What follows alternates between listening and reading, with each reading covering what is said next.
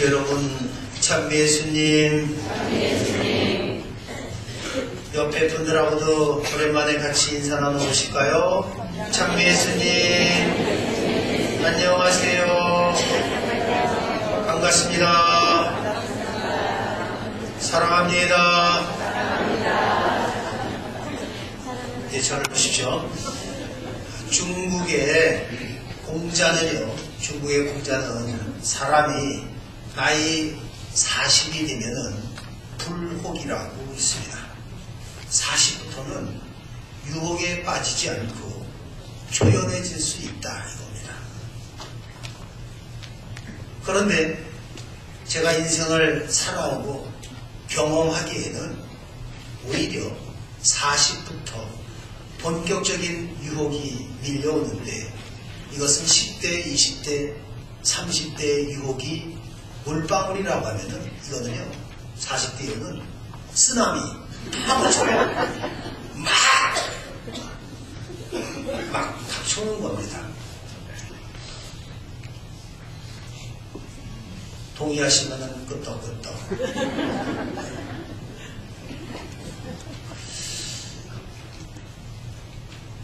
우리가 왜 유혹에 흔들리고 빠지니까 달콤하고 매력적으로 찾아오기 때문에 흔들리는 것입니다. 그럼 유혹은 어떤 특별한 사람에게만 찾아가느냐? 아닙니다. 모든 사람들이 거쳐가는 길입니다. 창세기에 보면요, 아담과 이브도 이 유혹에 빠졌습니다. 아브라함도 넘어졌습니다. 다윗왕도 걸려들었습니다. 나는 유혹을 이길 수 있다. 불혹이다. 아닙니다. 나는 바람에 흔들리는 갈대입니다. 나이가 들수록 또 잘 나갈수록 형편이 좋을수록 유혹이 더 많습니다. 그렇게 주님 대전에 고백해야 하는 것입니다. 유혹에 빠진 아담과 이브 창세기에 어떤 분이 말합니다. 아담이 어느 나라 사람입니까? 물었습니다. 글쎄요, 잘은 모르지만 선악과를 먹고 하느님의 명령을 어긴 것으로 보아서 한국 사람은 절대로 아닐 겁니다.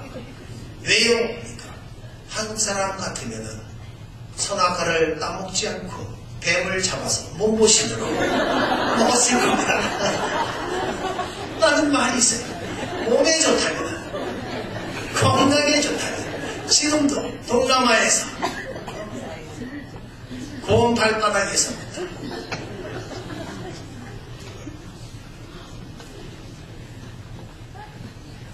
코뿔소 뿔까지 그거 뱀고 먹는 거는 이거는 아무것도 아니다 이거죠.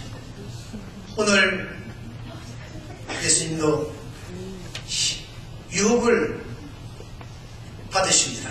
그 내용을 보면은 물질의 유혹, 명예의 유혹, 권세에 대한 시험이었습니다.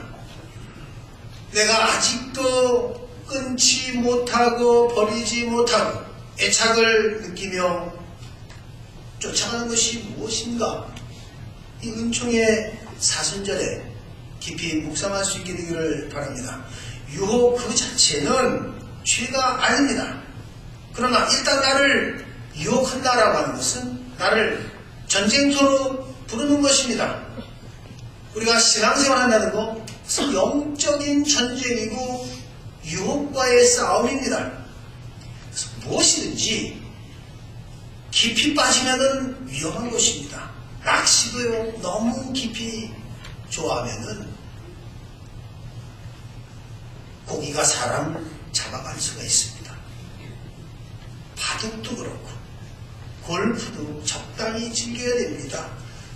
도박, 카지노도 마찬가지입니다.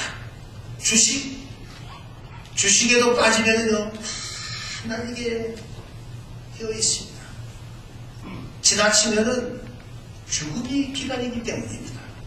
한국에서 이번 구정 설 연휴에 화투를 치다가요 아버지하고 딸이 싸운 이야기가 있습니다.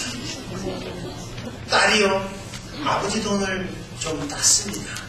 아버지하고 딸하고 고스톱을 칠 때는 사교 고스톱으로 아버지에게 돈을 좀 잃어줘야 됐는데 이 딸이 아버지 것도 좀 한번 뺏어보자.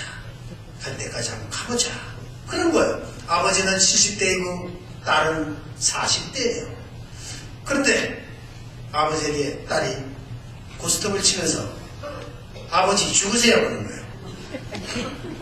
정말 죽으라고 한 것이 아니라 아버지 광 팔고 죽으세요 이런 얘기예요. 자기가 가진 패가 좋으니까 아버지 죽으세요. 그런데 돈 잃은 아버지가 화가 나가지고 화투를 던지면서 그게 아버지한테 할 소리냐 서로 울고 불고 난리가 났다는 겁니다. 그런데도 그 다음날 다시 누가 먼저랄 것도 없이 모포를 깔고 또다시 앉아서 시작했다고 하는 겁니다.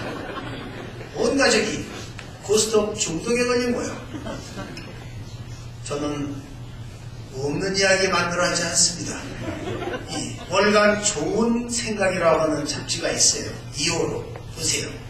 거기에 그 내용이 실려 있습니다. 저는 조금 더 각색을 했을 뿐입니다. 술에 빠져서도 안 되는 겁니다. 우리나라 사람만큼 술에 관대한 민족이 없습니다. 술은 모든 질병의 아버지고 타락과 음란의 어머니입니다. 절제하지 못하는 술이라면 우리는 늘 끊을 준비가 되어 있어야 하는 것입니다. 그러면은 우리는 어떻게 이 유혹에서 승리할 수 있는가? 첫 번째, 하느님 말씀으로 무장을 하고 있습니다.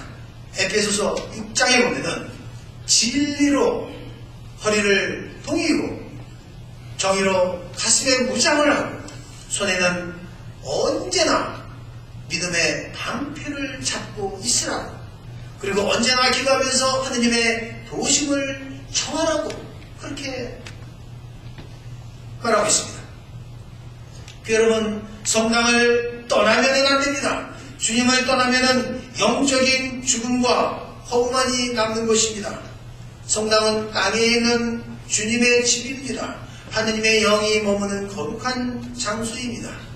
이 안에 머무는 하느님 백성을 악마는 넘어뜨릴 수가 없습니다. 우리는 영적 피정식인 이 사순절에 악의 유혹을 뛰어넘는, 그래서 죄해질 수 있는 이들이 되어야 하는 것입니다. 악마가 겁내는 것은 세상 것이 아닙니다. 권력도 지식도 명예도 아닙니다. 주님께 온전히 자신을 동원하려는 사람들, 성인, 성례의 삶을 본받으려 애쓰는 사람들, 주님 말씀을 먹고 사는 사람들에게 악마는 도망가게 되어 있습니다. 오늘도 악마 대학교 유혹학과 학생들에게 다음과 같이 가르치고 있습니다. 아직은 젊다. 아직은 젊다.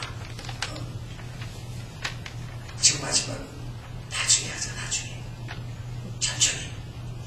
그리고 남들도 다 하는 건데 왜 너는 못하냐. 남들 다 하는 거다. 그리고는 마지막 어떻게 보이느냐. 죽을 때 회개하면 된다. 죽을 때 회개하면 돼. 천진아.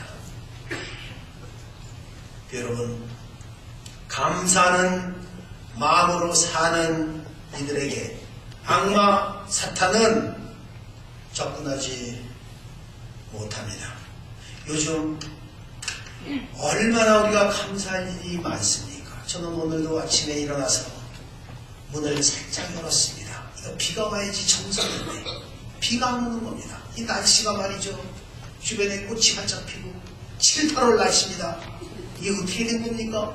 동부에는 지금 눈이 너무 많이 내려서 성당에도 못 가고 집에 갇혀서 지낸다는데, 그 더운 텍사스, 달라스에도 100년 만에 그 많은 폭설이 내렸다는데 우리는 비가 오고 추워야 되는데 하고 창문을 싹 여니까 그마저 없는 화창한 날씨인 겁니다.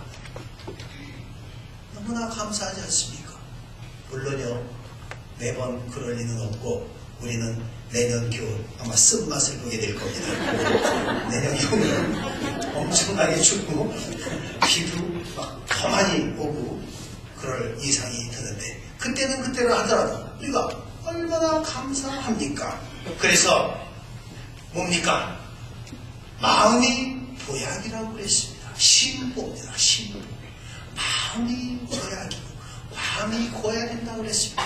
얼굴만 예쁘다고 여자냐? 마음이 고야 되겠습니다. 그런 말 있지 않습니까?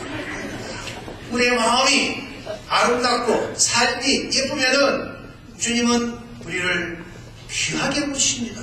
어떤 꽃보다도 아름다운 향기로 우리를 지켜주시고 바라보십니다.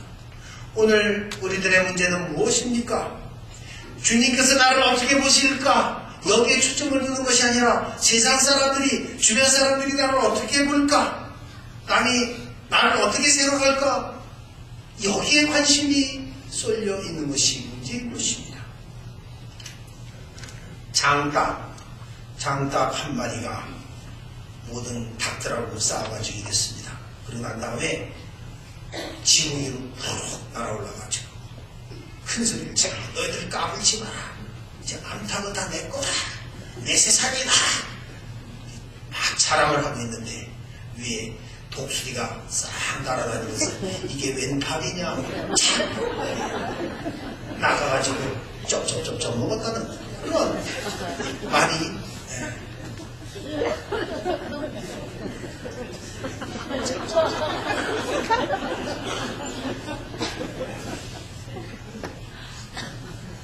동화에 실려 있습니다. 이소동화에 실려 있습니다. 저는 없는 얘기 안 합니다. 성경은 말합니다. 유혹에 빠져서 하느님을 떠나서 성공할 수 있지만 그 성공은 짧다는 것입니다. 하느님을 떠나서 행복할 수 있지만은 그 행복은 잠시라고 하는 것입니다. 하느님을 잊고 유혹의 맛을 느낄 수 있지만 그 맛은 쓴맛이 되고 짠맛으로 다시 되돌아온다라고 하는 것입니다. 자비와 보석의 이 사순절 우리는 그 어느 때보다도 주님께 열심히 기도하고 희생하고 자선을 바쳐서 더욱 크신 주님의 은총이 함께하는 사순절이 되시기를 기도합니다. 영광이 성부와 성녀와 성령께 서십시오. 전능하신